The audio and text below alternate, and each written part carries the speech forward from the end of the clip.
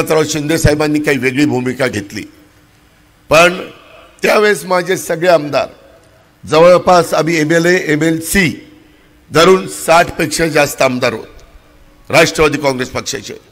पुरंदरवासियांनो 50 आमदारांनी सांगितलं की अजित पवार तुमच्या मतदारसंघामध्ये कामं झाली, ठीक आहे, कारण तुम्ही अनेक वर्ष 7 वेळेला निवडून आलेलात, तुम्ही जवळपास 35 वर्ष टर्म संपेल तेव्हा आमदार म्हणून राहिलेला आहात। आम्ही नव्या दमाचे पहिल्या टर्मचे आमदार, कोण दुसऱ्या टर्मचे आमदार, आम्ही काय करायचं, आम्ही जनतेला काय सांगायचं। पहिली वर्ष गेली करोनामध्ये आणि आता सरकार गेल्यानंतर काम कुणी करायचं। त्याच्यानंतरच्या काळामध्ये सगळ्यांनी ठरवलं त्याच्यातनं सरकारमध्ये जायचं आणि म्हणून त्या आमदारांची कामं होण्याच्या करता, तिथल्या जनतेची कामं होण्याच्या करता त्याच्यातून नरेंद्र मोदी साहेबांचं एक जबरदस्त नेतृत्व, जे पंडित जवाहरलाल नेहरूजींच्या नंतर आपल्याला करिश्मा असणारा नेता म्हणून लाल बहादूर शास्त्रीजींना बघायला मिळालं, इंदिराजींना बघायला मिळालं, त्याच्यामध्ये राजीवजींना बघायला मिळालं, त्याच्यामध्ये अटल बिहारी वाजपेयी साहेबांना बघायला मिळालं। अशा पद्धतीचे करिश्मा असणारे नेते आणि नंतर मोदी साहेब गेले 10 वर्ष काम करतात। ते काम करत असताना समाजातल्या शेवटच्या घटकाच्या, शेवटच्या माणसाला देखील त्याच्यात कसा मदत होईल याबद्दलची प्रयत्न भूमिका त्यांनी स्वीकारलेली आहे। मित्रांनो, आज देखील परदेशात गेल्यानंतर दुतर्फा लोक कशी उभी असतात आणि त्यांचं स्वागत करतात हे आपण बघितलंय। 370चं कलम काढण्याचं धाडस हे मोदी साहेबांनी केलं, त्यामुळं आता भारतातल्या कुठल्याही माणसाला जम्मू काश्मीरमध्ये जमीन घेता येते। पूर्वी जमीन घेता येत नव्हती, त्याच्यामध्ये कायदाच 370 होता, कलमच 370 होता।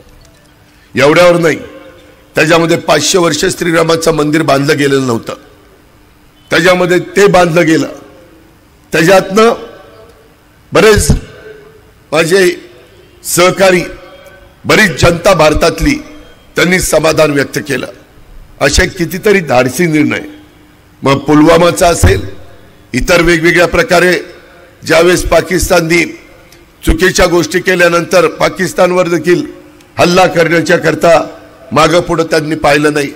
चंद्रयान पाठवायचा प्रश्न असेल, इतर कोणतेही महत्त्वाचे प्रश्न असेल, तुम्ही बघा नॅशनल हायवेची कामं या 10 वर्षात किती झाली, वंदे भारत सारख्या ट्रेन किती सुरू झाल्या, जाळं रेल्वेचं कसं संपूर्ण माझ्या देशामध्ये निर्माण झालं, मेट्रो सारखे प्रकल्प कशा पद्धतीनं पुढे आले, दळणवळणाच्या करता अनेक विमानतळ निर्माण केली, जलवाहतुकीच्या करता अनेक बंदरं, अनेक पोर्ट आपल्या भारतामध्ये तयार करण्याचं काम चाललेलं आहे। मोठ्या प्रमाणावर कमी व्याजाने जपान सारखं राष्ट्र 0.5% आपल्याला त्या ठिकाणी पैसा देतं डेव्हलपमेंटच्या करता। अशा प्रकारे हजारो कोटी रुपयाची कामं ही सातत्याने आपल्या भारतामध्ये चाललेली आहे। विजन असणारा नेता असला तर देश पुढे जातो, तर देशाची प्रगती होते। आज जगामध्ये आपण 5व्या क्रमांकावर अर्थव्यवस्थेच्या बाबतीमध्ये आहोत, त्यांना ते 3ऱ्या क्रमांकावर आणायचंय। हे बदल त्यांना करायचे। शेतकऱ्यांना देखील आता FRPचा दर त्यांनी वाढवून दिला, सातत्याने वेगवेगळ्या मालाला किंमत कशी मिळेल याबद्दलचा प्रयत्न त्यांचा चाललाय। 80 कोटी लोकांना मोफत धान्य देण्याचा कार्यक्रम आहे, प्रत्येकाला घर देण्याचा आता नवीन कार्यक्रम आलाय। मागच्या काळामध्ये फक्त आदिवासी आणि मागासवर्गीय समाजाला घरं मिळायची, आता इकॉनॉमी विकर सेक्शन मधल्या माझे NTचे असतील, ओपनचे असतील, OBCचे असतील, अल्पसंख्याक असतील, कुठल्याही घटकाचे असू द्यात, त्या सगळ्यांना ते फक्त त्यांचं उत्पन्न आर्थिक कमी असलं पाहिजे, ते गरीब असले पाहिजे, त्यांना सगळ्यांना घर देण्याचा कार्यक्रम आज उभ्या भारतामध्ये चाललाय। आणि त्याच्याकरता एका घराला केंद्र सरकार, राज्य सरकार मिळून 2.5 लाख रुपये देतं।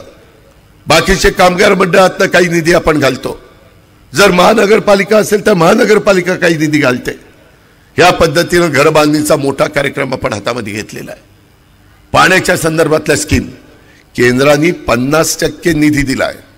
उभ्या भारतामध्ये प्रत्येकाच्या घरामध्ये नळाने पाणी देण्याच्या बद्दलचं धोरण आहे आणि ते धोरण राबवण्याच्या करता त्यांनी उभ्या भारताला सांगितलं, प्रत्येक राज्यांना मी 50% निधी देतो, तुम्ही 50% निधी द्या. तुम्ही म्हणजे राज्य.